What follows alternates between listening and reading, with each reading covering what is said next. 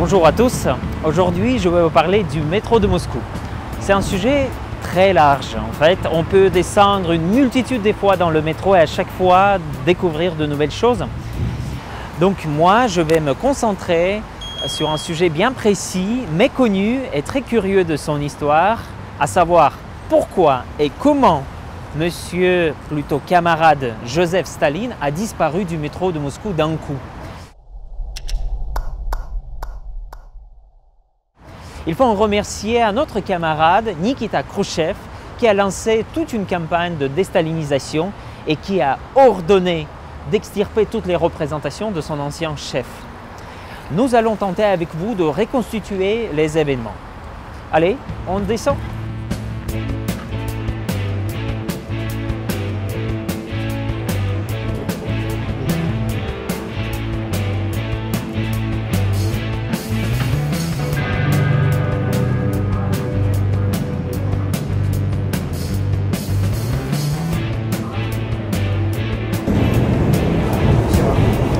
Vous voyez, les escalators sont très longs, c'est parce que les stations du centre-ville sont très profondes.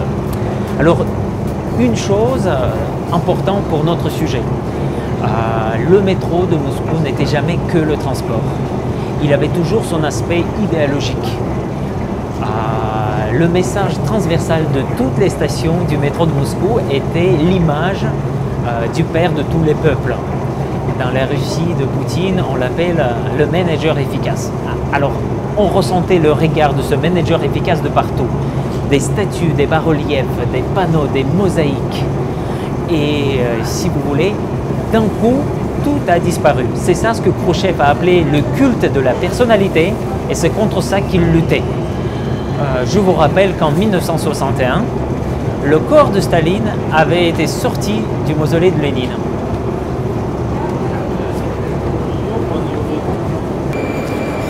Là, nous sommes sur la station Belorouskaya, donc consacrée à l'une des républiques de l'ex-URSS. Et c'est ici qu'on va avoir notre premier exemple. C'est sur le plafond de la station. Allez, je vous le montre.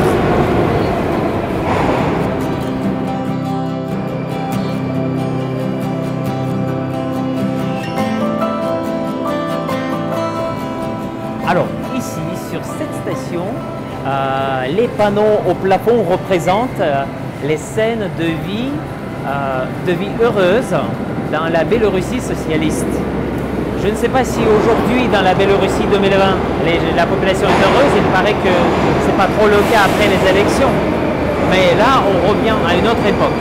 Alors, ce sujet-là, on voit ici les jeunes filles qui tissent en tapis avec les armoiries de l'URSS. Mais ils le disent d'une façon pas très correcte, c'est un peu maladroite. Et on a une explication, c'est pourquoi. C'est qu'avant, ils tissaient le profil de Joseph Staline. Je dirais que c'est une transformation la plus classique de remplacement de Staline dans le métro de Moscou. On va avoir d'autres exemples et on va prendre le train pour aller à la station Kievskaya.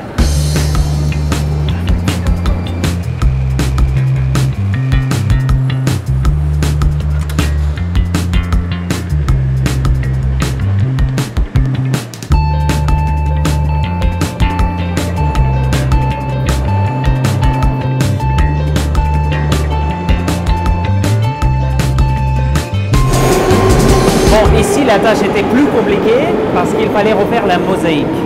Donc du coup, c'est beaucoup plus compliqué. On voit Lénine pontifiant qui parle et derrière lui, il y a un peu trop d'espace. Alors, c'est quoi dans cet espace? C'est bien sûr son camarade le plus proche avant la campagne de déstalinisation.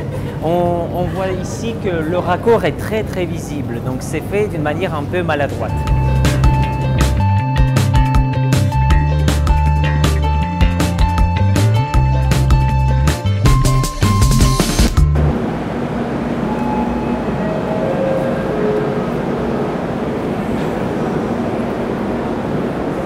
Voilà, ça c'est l'une des plus belles stations du métro de Moscou, Novoslobodskaya. Et ici, on a aussi quelque chose à notre sujet. Là, au fond, quelque chose qui cloche, que je vais vous montrer.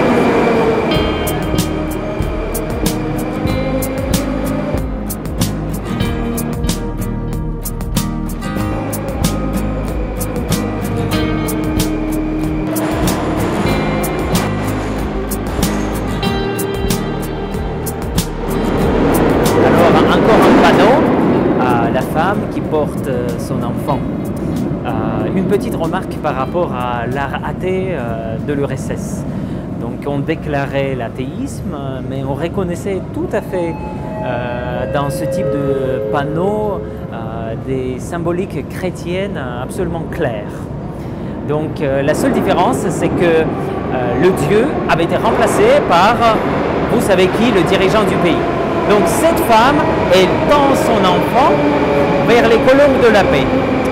Bon, avant, au lieu des colombes de la paix, elle le tendait vers Monsieur Joseph. Je pense que cette transformation de Staline en colombe de la paix est l'une des plus intéressantes dans le métro de Moscou.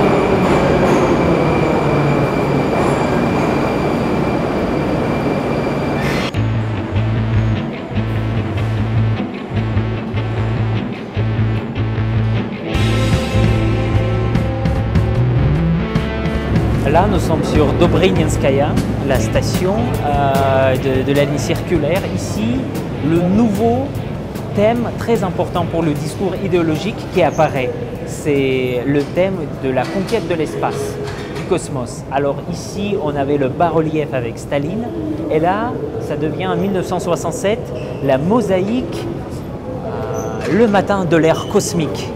Maman avec son bébé dans l'espace.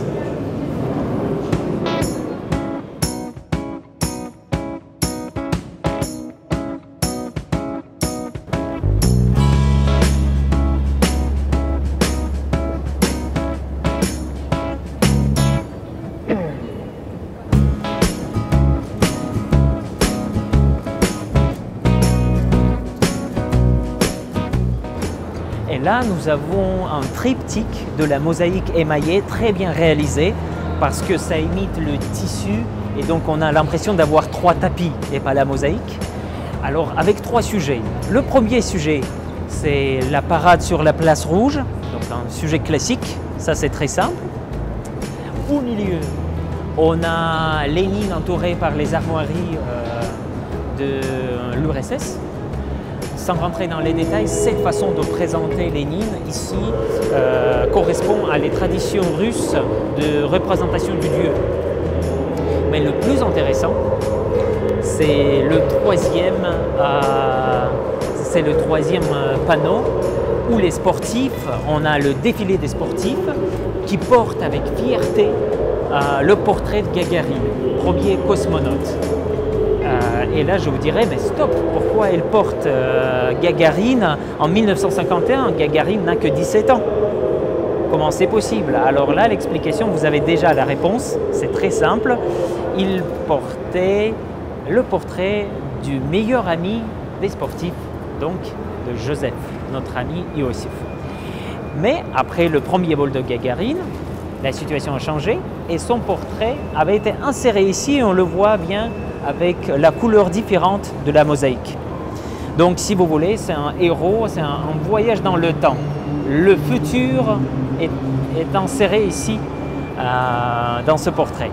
Je pense que cette transformation Staline-Gagarine est la plus notable parmi les autres du métro de Moscou.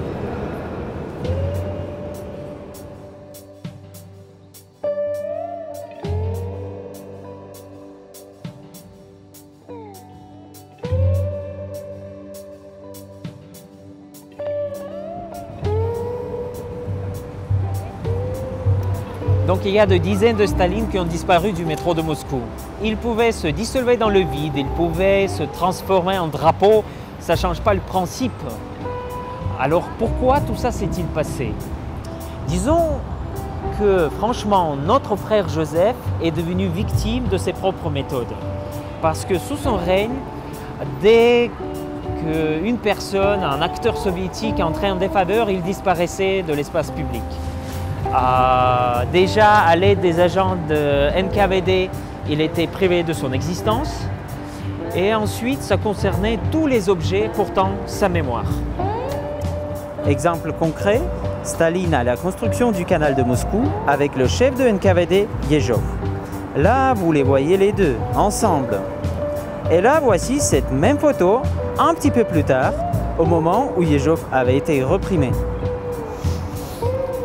Disons que le métro de Moscou, c'est un puits sans fond des sujets sur son architecture, sur les artistes, sur les ingénieurs, sur la propagande et sur son histoire.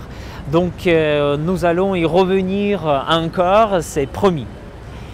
Et si vous avez aimé cette vidéo, je vous invite à aimer la vidéo, à partager vos commentaires, laisser vos avis et appuyer à notre chaîne. Pour le faire, vous appuyez sur le bouton s'abonner.